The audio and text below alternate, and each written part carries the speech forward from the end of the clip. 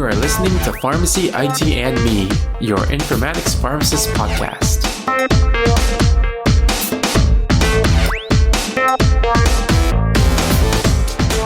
Hey everyone, this is Tony Dow, and today is Friday, September 6, 2019, and welcome to another episode of Last Week in Health IT. As with every episode, we start off this one stating that the intended audience for this episode is everybody. And there's surprisingly not that much news this week, so this will be a very short episode, but let's just get right into it. So, the first headline is Alert Fatigue is a Big Problem. So this headline sounds very, common sense. However, the reason why we're talking about alert fatigue being a big problem again is actually not because of the clinical side or the provider side, but because it's now also affecting security analysts who have to go through identifying false positives in their workplace. So Critical Start, it's a security vendor, they performed a survey that found that almost half of all alerts from Security Operations Center analysts were false positives.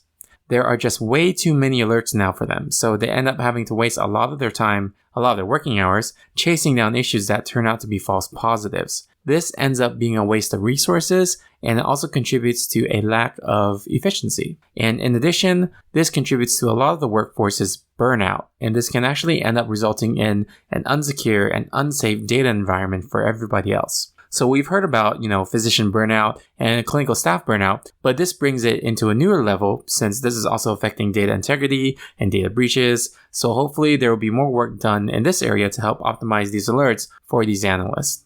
All right, so the next news item is pretty big. It's a Mayo Clinic, partners of Oxford University Clinic. So most of you have already heard of Mayo Clinic, and they have an extremely large presence in the United States. They have just announced that they will be establishing their first healthcare center in the UK, in the United Kingdom, through a collaborative effort with Oxford University Clinic. So the new clinic will be using Cerner as their enterprise EHR so that there can be more proactive health management in addition to coordinated care for their patients. Cerner does not have too much expertise in the area, so they also stated that this venture will help expand their team's knowledge for clinical research and population-level applications of health. What's kind of interesting to me about this is that, Mayo Clinic actually uses Epic as their enterprise EHR in the United States. So it's interesting that they are choosing to go with Cerner for overseas. But it also makes sense since Oxford University Hospitals has been using Cerner for many years, and also Mayo Clinic used to be on Cerner until 2015. So yeah, I'm looking forward to hearing more about Mayo Clinic's expansion to the UK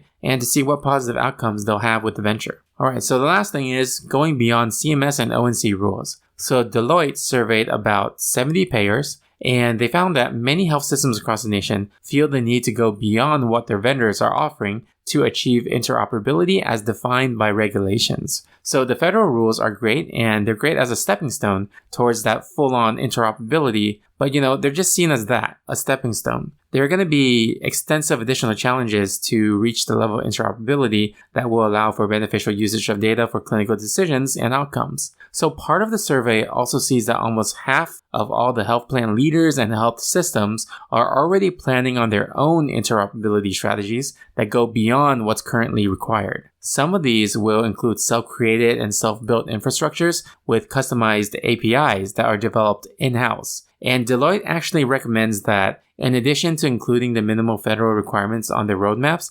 institutions should look at the long-term goals for patient engagement, digital tools, and risk management for future uses of data. So before we go, if you'd like to hear more news on healthcare IT, you can check out great curated articles at healthcareitnews.com. It's actually where I go for daily healthcare IT news to keep myself updated on what's going on in that world.